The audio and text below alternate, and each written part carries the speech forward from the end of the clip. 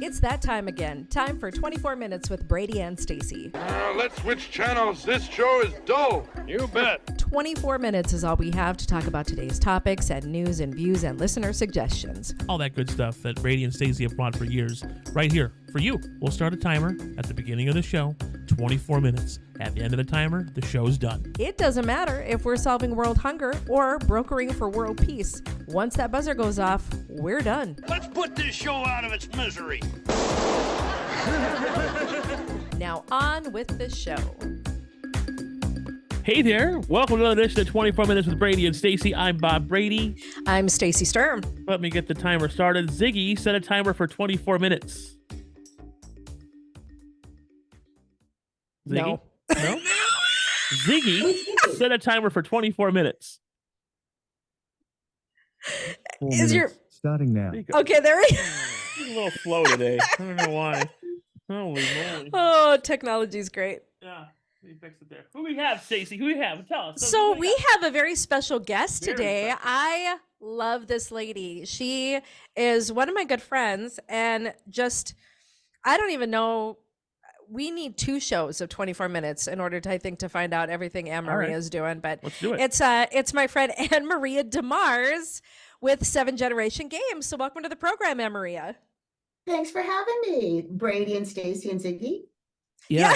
So the smart speaker, works It's half not the so time. smart. Yeah, not very smart. AnnMaria, I mean, when Stacey said we were having you on today, like I just about fell out of my seat because, it's one of those things that you hear people that you know who you're related to and who you talk to and who you are. It's like, you're amazing. Like all through everything. Like I look at your Wikipedia and you have like Wikipedia that's bigger than anybody I've ever seen, but like you're a 7th degree black belt. Yeah. And like, I think I took karate for like 6 months and I was a white belt and never got anything else because I got punched in the face and quit. So, I would love to learn karate or judo, but it's that whole having to grapple I got with punched in the other face people. and I got started bleeding and I thought, okay, this is enough for me. That's kind of my husband's feeling about a lot of contact sports in general. He said, I'm not having any stranger touch me unless I get to have sex with them at the end of it. Not happening. Oh gosh. Yeah. So AnnMaria, World Judo Champ, founder of 7 Generation Games, mother of amazing girls, Ronda Rousey, one of them, Julia, is it Burns Ortiz or Ortiz Burns? No, you're thinking Maria Burns Ortiz. Maria Burns Ortiz. Yes. And then you have Julia, who she was a soccer star in college. What is she doing now? She's actually working for some ritzy hotel next to the studios, so hoping to get discovered, I think. But so she's doing the thing that everybody in LA is doing, which is working a day job while trying to break into the industry. She majored in writing in college and wants to write for TV because she has some sense. She also has a job that pays the bills while she's trying to break in. Well, that's a good thing. Yeah. So Jennifer, my second daughter, got her master's and she's been a teacher for many years at LAUSD. Teaches for the first 7 years. She taught like downtown in the heart of the hood, right next to like the huge homeless district. And now she's still teaching for LAUSD. And then of course Maria wrote a bestseller, and Rhonda and won a bunch of awards for her writing. And yeah, what is this with all my kids? I mean, I run a tech company that teaches math games, and all my kids go into journalism, history, And writing. And Rhonda was the one who went to a special school for kids gifted in science and punches people in the face for a living. But she's very good at it. Yeah, she's very good at it. But I mean, look at you. You did so well in school. I mean, hadn't been to school in years because she was training for the Olympics, went and took the test, the placement test for college, student into calculus, and then decides I'm going to go punch people in the face for a living. But I guess being good at math helped her negotiate good contracts, which is why she would retire, Valid. 100%. Yes. If there's anything about those contracts, that's good money. Yeah. It's a good thing that, she is smart. That she probably uses that every day. We just, she's not like specializing in that industry, but she uses it every day. You know that. that's kind of why I do what I do, right? Because we, as you know, we make educational games, educational software so kids can learn. Yep. And one of the things that I've seen is there's a lot of kids in communities that are what I would call underserved that don't get the resources they need. And it's not that they're dumb. I taught at tribal colleges. I've taught many students that if somebody had taught them, say statistics, which is what I teach, if somebody had taught them before, by God, they would have learned it. Yeah. And it's Yep. not always that the teachers themselves are bad. Like I had a friend who taught, who was the superintendent for a district out at Spirit Lake. And he said, I will hire a certified math teacher if you bring one to me. But you've got, Right. the PE teacher teaching math because they couldn't get somebody with a degree that was certified to teach math that wanted to move to a small town in North Dakota. And so part of it is not that the teachers are bad teachers, but they're teaching out of their area of expertise. Yeah. If I had to teach English, I would suck at it. It's true. I get that. Yeah. Is Well, that- and I think too, reservations post a special challenge because people don't know anything about reservations. They have this preconceived notion of what it's like, and often they're kind of out in the middle of nowhere in a lot of rural places. So I think they have especially a hard time finding doctors, teachers, lawyers, people to work on the reservations. And your weather up there doesn't help either. I mean, I taught summer school at Warwick Yeah. School at Spirit Lake, and I loved it. The kids were great, the faculty were great. But what's the weather there right now? What's the temperature? Let's not talk about I love it. AnnMaria and I will have discussions and I'll be like, oh, I miss you. And she's like, I miss you too, but I'll see you in May Yeah. or June. It is January 16th and it's 58 degrees and we are all whining. It's so cold. Yes. Yeah. Where are you, She's AnnMaria? like, I love you, Stacy, but I'll see you in June. Where are you? Santa Monica. Okay, I'm in Phoenix, so I'm out of there too. Like it's 56 today, and I love it. It's a little chilly, Right. but there's no snow. Like my dad always says, you can't shovel sunshine. I mean, the people at Spirit Lake are fantastic. We were Yes. working in a school in Minnesota, Red Lake. They're fantastic. But Weather. But I'll see you in June. Yeah. I'll see you when the snow's gone. So is that basically, AnnMaria, the idea for the online, because it's so hard to get people into these schools? This way you can send the online portion of it so they can teach it that way? well, yeah, we only have 24 minutes, so I will tell you the very shortened version. Yeah. Yes. I wanted to do this 40 years ago. I was in graduate school. I was teaching children who were severely emotionally disturbed, kids who were court ordered to our school out of a public school because they were in gangs. They, broke the previous teacher's arm and so forth. And a lot of these kids had really, really severe issues. I mean, our director said, our children are full of rage. I mean, kids whose parents had put cigarettes out on them when they were 3 years old. And my doctorate in educational psychology with the specialization in applied statistics and psychometrics, right? So I'm not the touchy-feely type. I'm not the counselor to help you with your feelings about your mother. But I'm looking, even if you get this kid past the point of wanting to punch everybody they see in the face, their math skills are at the 4th grade level. Yeah. Yeah. And who's going to hire them? And they're like what the Mission District is an area where a lot of homeless people live here in LA. And one of my friends who's a teacher refers to some of these students as future Mission District residents or, future incarcerees. They don't have any skills to get a job. They're so far from it. So I said, hey, if I can make software that will teach these kids math, so you remove the person that they're rebelling against because they have a lot of reasons to hate people. Yeah. And they learn math. And then while these people over here, the touchy-feely types are working through all their emotional trauma, when they get to that point where they can go into work and not cuss out their boss, they will have adequate skills, adequate math ability, adequate language ability, they can actually get a job. So that's what I did. I started working with one of those old Mac computers. It was 128K.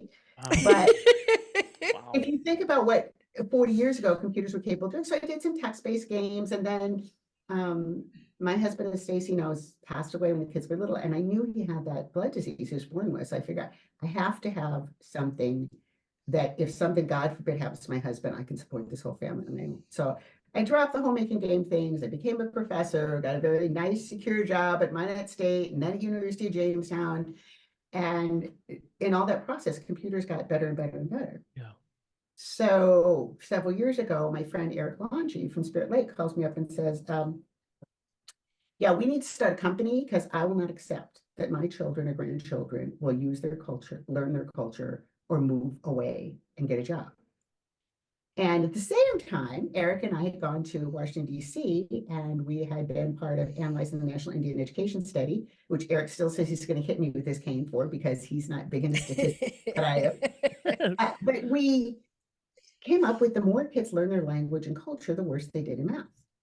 And that surprised me, and it didn't surprise Eric, who was president of the school board on his reservation. And he said, look, think about it. There's only so many hours in a school day. And if I take an hour out of every day to teach Dakota language and culture, that's an hour less for math and English and other things. Yeah.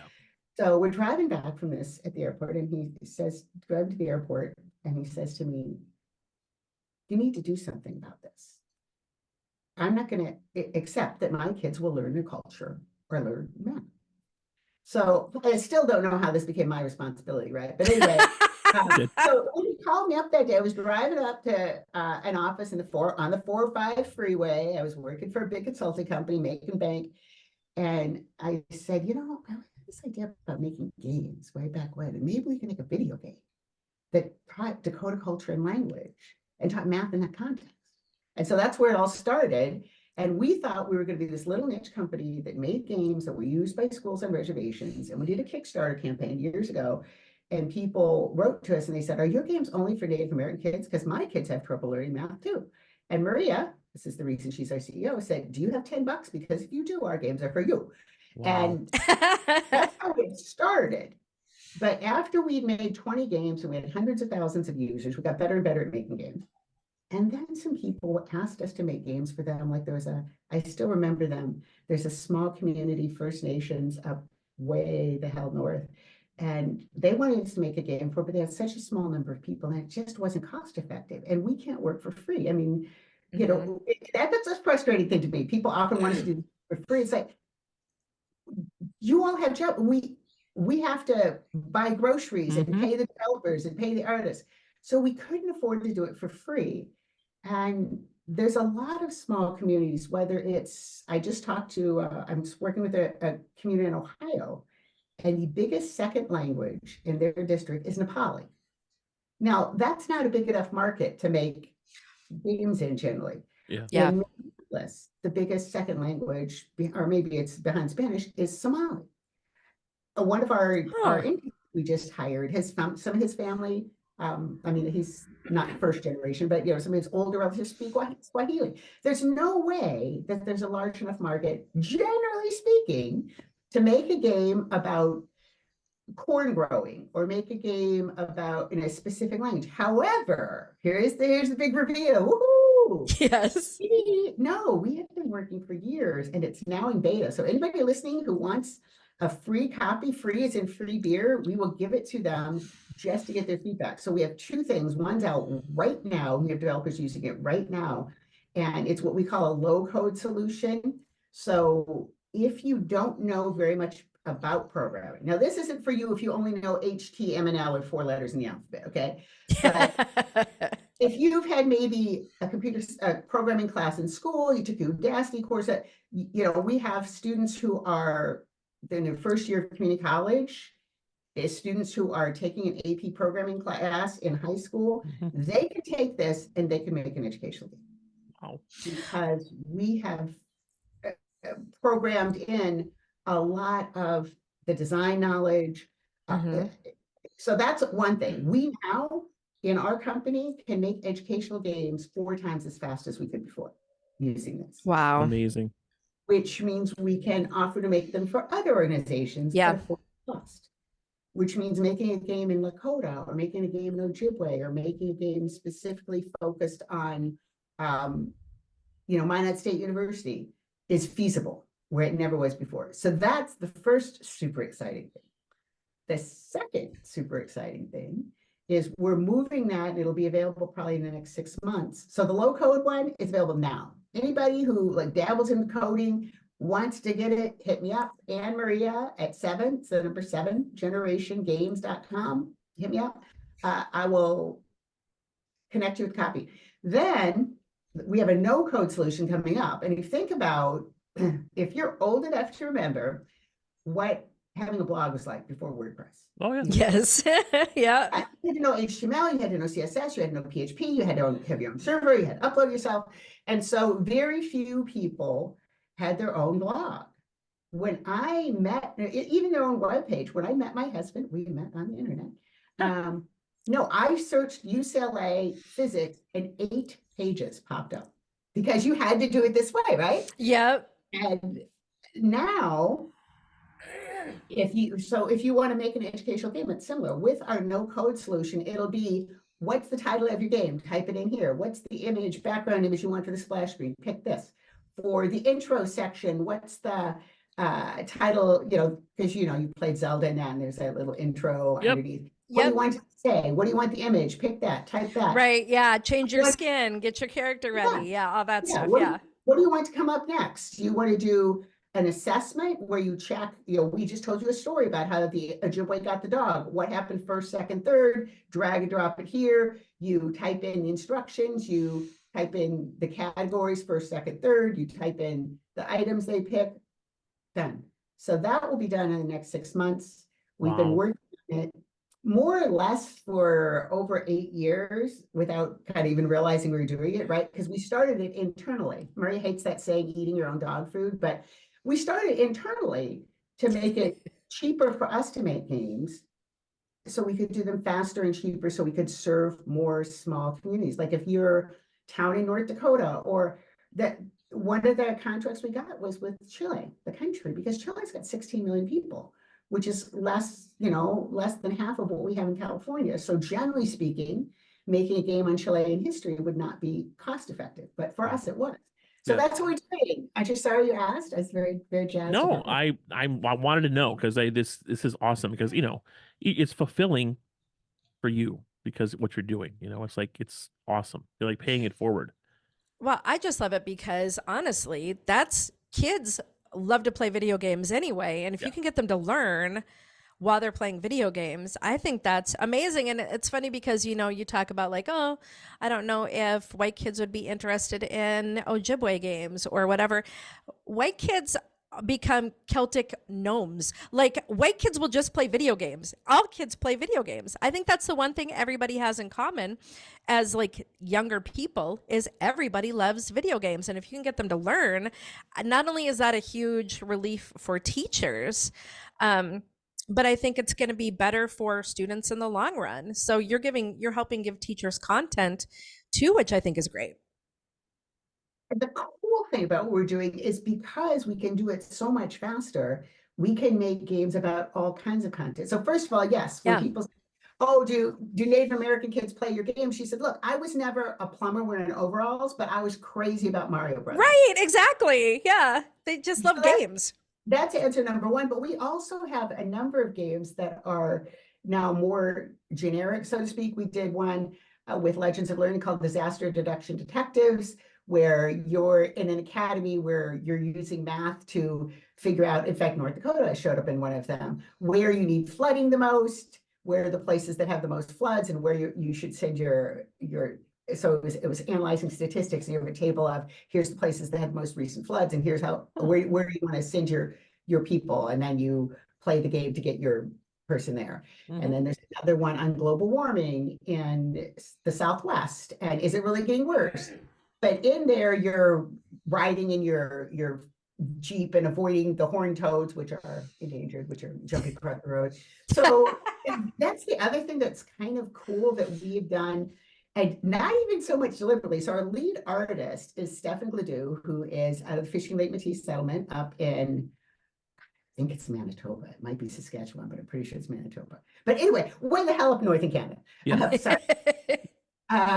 And so keep impersonation. So when we asked him, for example, for something recently where it's a game called Bake-A-Palooza, and the storyline is that the kids want to win this bake-off because they want to be by the they're in middle school, and middle school kids want stuff. So he said, please send us, we need some characters, send us a couple of middle school kids. So he sends us a couple of middle school kids who look great, because I'm sure he looked out the window and looked at, his nephews and went, he's a great artist. Yeah. But the funny thing is, if you ask somebody, Jerome, who did the artwork for some of the artwork for Disaster Detective Games, is Navajo. So when we're like, send us a thing of a scientist, his scientist is Navajo. But it's kind of cool because there are Navajo scientists, right? Yes. But, Yeah. and I'm sure if we'd had a Black artist, we would have Black kids in our game. I mean, we do have some, but Yeah. I get it. Yeah. Send me a kid, that's what you get. So it's kind of cool, actually. So now, AnnMaria, if there's a teacher listening to this out there, or there's a, somebody that works for the schools, what is the easiest way for them to get a hold of you to get these video games? There's two ways. If they just want games, they can go to growingmath.org. This was funded by a rapid response grant from the U.S. Department of Agriculture. So all of the games, all the lessons, all the units, everything on there is freely available. It was done for rural communities in 6 states, North Dakota being one of them. So growingmath.org, they can go there.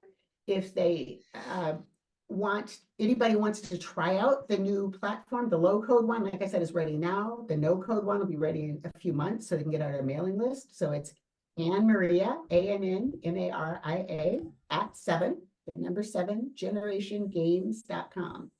And it's not 7generationsgames.com, just because that was already taken. I don't know what people are. I'm mad at them.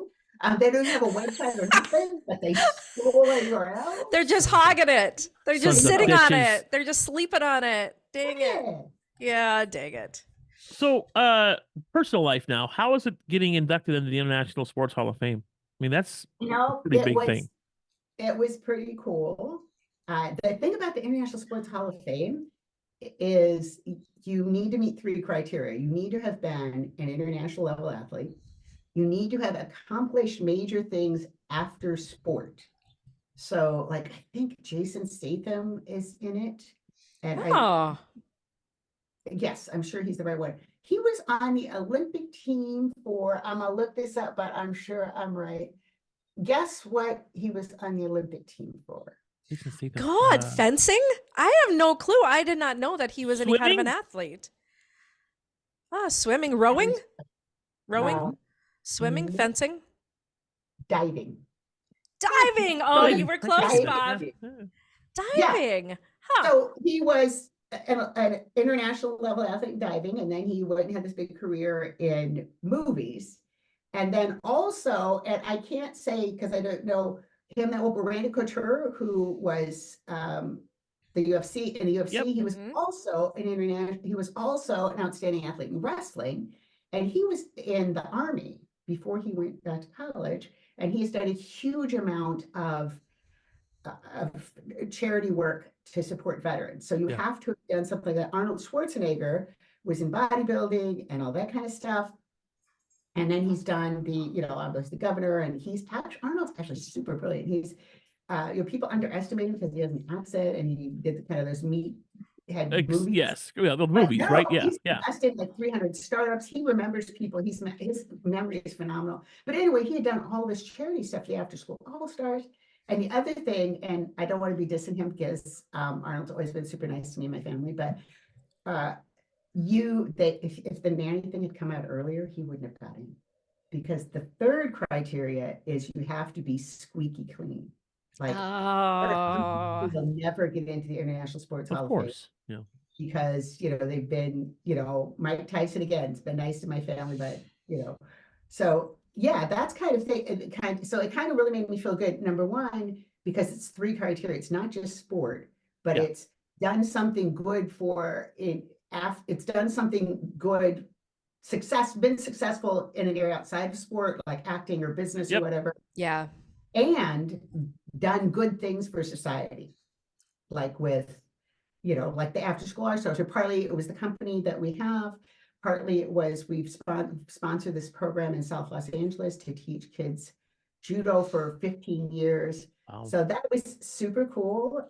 All the people who are inducted are that way. They're not just, you think they're not just an Olympic medalist. Correct. It's an Right. athlete. Yep. Yeah. If you say Yeah. that, that's pretty cool. And then the second cool thing about it is Rhonda and I were the only mother-daughter combination inducted in International Sports Hall of Fame. And she got inducted a few weeks after I had gotten into Startup Chile. So I was living in Santiago. So I'm thinking, okay, well, that's nice for you. And they have the induction, I'm sorry, but that's the timer. That's the 24-minute timer. Dang it. But I'm It glad works you now. got that in. That's 24 minutes with Brady and Stacy. AnnMaria DeMars, thank you so much for joining us today. We do appreciate it. that was really fun. So. Thanks for listening to 24 Minutes with Brady and Stacy. That was the worst thing I ever heard. It was terrible. It was horrendous. Well, it wasn't that bad. Oh, yeah? Oh, there were parts of it I liked. Yeah, I liked a lot of it. Yeah, it was good. It was great. It's wonderful. Oh, bravo.